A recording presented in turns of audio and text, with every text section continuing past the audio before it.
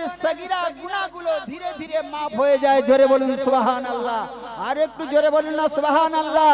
নারে তাকবীর। তাহলে সেই জায়গায় উপকার, সেই জায়গায় গিয়ে না যদি আমরা যাই, তাহলে ওই চালতার রস খেয়ে মরবে না তো কি ভালো রস খেয়ে মরবে? তো যাই হোক, বাপ মারা গেল, বাপের মাটি সাটি দেওয়া হয়ে গেল। এখন দেখা যাচ্ছে তার বড় ভাইয়ের আবার ওই রোগটাই ধরেছে, বাপের যে রোগ ছিল সেই রোগ। এই একই রোগের রোগান্ত হয়েছে, তিনিও আক্রান্ত, ইনিও আক্রান্ত। তিনি তো রস খেয়ে মারা গেল। তো বলে সব ডাক্তার দেখিয়ে দেখিয়ে এসে আবার সেই ডাক্তারের কাছে গিয়েছে, গিয়ে বলছে ওই একই রোগ, তোমাদের বংশ পরম্পরা রোগ, এ রোগ তোমাদের ভালো হবে না। ওই চালতি আর রস খাওয়াতে, মানে বেদানার রস খাওয়ালে ঠিক হয়ে যাবে। বলছে ডাক্তার বাবু, আগামীবার তো বেদানার রস খাইয়েছিলাম, কিন্তু আমার বাপ তো মারা গেছে। বলছে মারার কথা নয় তো, তো কেরম বেদানা এনেছিল? বলে এখনো পর্যন্ত আমাদের তক্তাবাসীর নিচে 4-5টা পড়ে আছে। ডাক্তার বাবু চিন্তা করলো, এখনো পর্যন্ত 4-5টা তক্তাবাসীর নিচে পড়ে আছে, তো দেখি বেদানাটা কেমন। তো ডাক্তার বাবু গিয়ে দেখছে সেগুলো হচ্ছে চাল। তো ডাক্তার বাবু যদি বলে এগুলো ভাই চালতা, এগুলো বেদানা নয়, তাহলে তো ওরা ঝগড়া বাঁধিয়ে দেবে। বলবে কি ডাক্তার বাবু তুমি আমাদের থেকে ভালো জানো, কেন ভালো জায়গা থেকে আমরা এই এক বস্তা হচ্ছে বেদানা কিনে এনেছি, আর তুমি জানো না শোনো না কোথায় কি নিয়ে এসেছো, সেইগুলো বেদানা, এরাই তো বলেছে বেদানা, তাই তো আমরা আনি খাইয়ে দিই। ডাক্তার বাবু চিন্তা করে দেখলো যে না, এখানে বলা যাবে না, বললে বিপদ আছে, বললে বিপদ আছে। অনেক জায়গায় এমন আছে হক কথা যদি ইমাম সাহেব বলে, তারপর দিন ওর বিস্তারা গুটিতে হয়। তাহলে হক কথা বললে ইমাম সাহেব তুমি কাল থেকে আর এসো না বাবা, আমাদের তো মনে ইমাম ঠিক হয়ে গেছে। সেই হক কথা সব জায়গায় বলাও যায়। যদি হক কথা কই তাহলে পিঠে বাঁধতে হবে মই, এমন আগুড়ানো ওগড়ে দেবে, ঝামেলা শেষ হয়ে যাবে। তো ডাক্তার বাবু চিন্তা করলে এখানে বলা যাবে না, ওর থেকে আমি নিজেই বেদানা কিনে এনে এদেরকে খাইয়ে সুস্থ করতে হবে। ডাক্তার বাবু বলে আচ্ছা ঠিক আছে, তোমাদের বেদানা ভাই কিনতে হবে না, আমি বেদানা কিনে আনছি। ডাক্তার বাবু করছেন কিনা, বেদানা কিনে এনে তার রসটা বার করে ওই তার ভাইজানকে খাইয়ে দিয়েছে। ডাক্তার বাবুকে বলল কিনা তার ভাইরা, ও ডাক্তার বাবু, আগামীবারে আপনি যে ডোজটা দিয়েছিলেন তাই খেয়ে আমার আব্বা কিন্তু ইন্তেকাল করে গেছে। অমন বেদানার ডোজ দিয়ে আমার আব্বা মুরব্বি ছিল, বুড়ো মানুষ ছিল, মরে গেছে, কোনো চিন্তা নাই, কিন্তু জওয়ান যুবক ভাইজানটা আমাদের সম্মুখ থেকে মরে যাবে, এটাই আমরা কেমন করে সহ্য করব?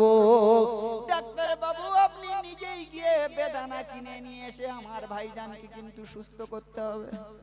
ডাক্তার বলে কোনো চিন্তা নেই, আমি বেদানা কিনে নিয়ে আসবো। বেদানা কিনে এনে যখন ওর রসটা এনে খাইয়ে দেওয়া হলো, তার ভাইজান আল্লাহ পাকের রহমে সুস্থ হয়ে গেল। ওর ভাইরা বলে কি ব্যাপার, আমরা তো বেদানার রস খাওয়ালাম, আব্বাজান মারা গেল, আর আপনি যে বেদানা কিনে এনেছেন, কিন্তু ওই বেদানার রস খাইয়ে ভাইজান সুস্থ হয়ে গেছে। আপনি যাকে বলছেন বেদানা, বেদানা তো বেদানা, যার মধ্যে দানা নাই তার নাম হলো বেদানা। তাহলে বেদানা আমরা কি বলি, যে দানা বিহীন হলো বেদানা, দানা বিহীন বেদানা। কিন্তু আপনি যেটা এনেছেন এ তো দানায় ভরা। তো এই মজলিসে যখন আমরা মনে করব ফাঁকা ফাঁকা গ্রামের লোক যাব কেন, বাইরেতে যারা এসেছে ওরা যাবে, আমাদের আত্মীয় স্বজনেরা এসে বসবাস খাবে, অন্তত মজলিসে একটু বসুক, তাদের জীবনের সগীরা গুনাহগুলো মাফ হয়ে যাবে। আমার বোনের শ্বশুররা, শাশুড়িরা, ননদেরা তারা মাহফিলে বসবে, দু চারটে ওসিয়াতের কথা, নসিহাতের কথা শুনবে, আমার বোনের সঙ্গে ঝগড়া করবে না, এই জন্য করে ওদের দাওয়াত দিয়ে নিয়ে এসেছি, ওরাই মাহফিলে বসুক, আমরা বসবো না।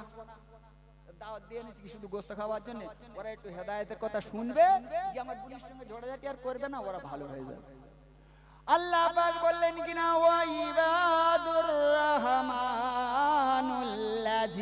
আল্লাযীনা তুমশুনা ফিল আরদি, ও আমার বান্দা বান্দিরা জমিনের উপরে তোমরা অহংকার আর তাকাব্বুর নিয়ে ঘুরো না বেড়াইও না।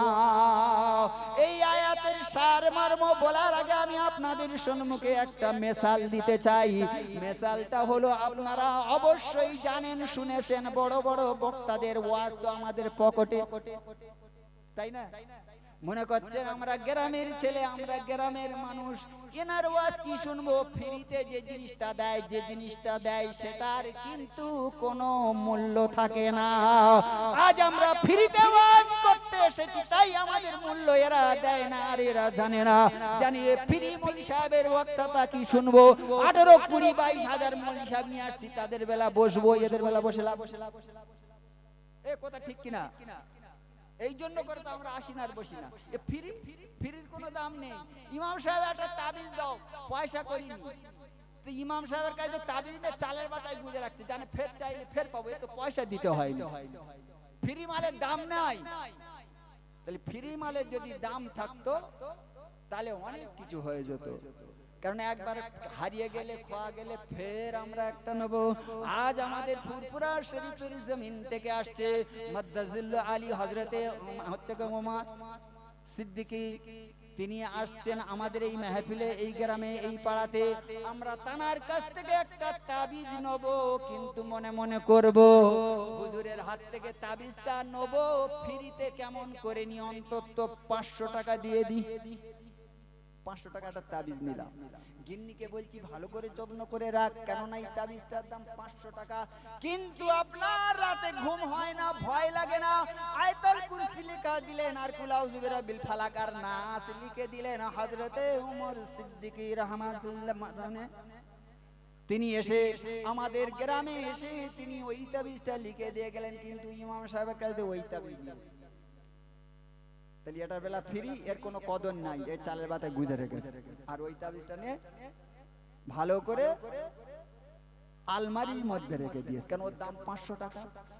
তাহলে যার দাম আছে তার সম্মান আছে। তাহলে আমরা ফ্রি বক্তা, এই জন্য করে আমাদের কোনো সম্মান নেই। ঘর কা মুরগি ডাল বরাবরের আগে আমি আপনাদের বলেছি। তাহলে ঘরের ছেলে ওই একই সমান কি বকছে বকবে, কোনো ঝামেলা নেই, বকুক। টাইম পর্যন্ত হয়ে গেলে হুজুর আসলে তো নেমে যাবে, এখন বসছে। ও আমার আব্বা জান ভাই জানেরা, বাদশাহ হারুন লাল রশিদের নাম আপনারা শুনেছেন। ওনার অনেক সঙ্গ বাঙ্গ, আত্মীয় বন্ধু আর স্বজন অনেক কিছুই ছিল, কিন্তু ওনার কয়েকজন বডিগার্ড ছিল। আর ওই বডিগার্ডের মধ্যে একজন বাদশাহ, তিনি একজন আল্লাহর ওলি। এই বাদশাহ হারুন লাল রশিদ তিনি করছেন কিনা, সমস্ত তার বন্ধু বান্ধব বডিগার্ড সব সময় বাদশার কাছে হাত পেতে কিছু না কিছু চাইতো, কিন্তু একজন তার মধ্যে ছিল কোন সময় তানার কাছে কিছু চাইতো না। বাদশা চিন্তা করলো, হায় রে, এতদিন ধরে বাদশাহী করি, আমার এই বাদশা হাত করার জন্য মনে হয় এর পছন্দ নয়, এই জন্য করে সবাই কিছু না কিছু চায়। কেন আমার কাছে চায় না? কেন চায় না? সবাই তো চায়। মনে হচ্ছে আমি এই বাদশা হাতে, এর মনে হয় পছন্দ নয়, যে আমি যাতে